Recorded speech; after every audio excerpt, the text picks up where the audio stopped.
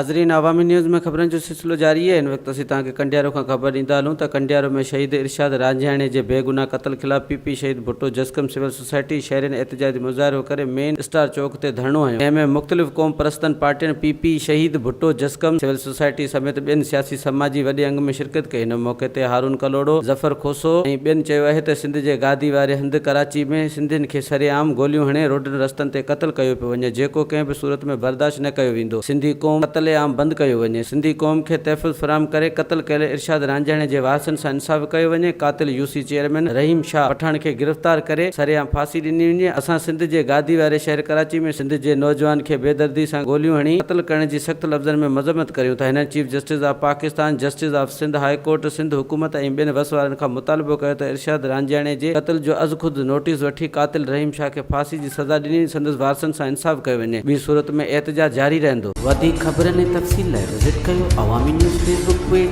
YouTube page ऐं अवामी news website.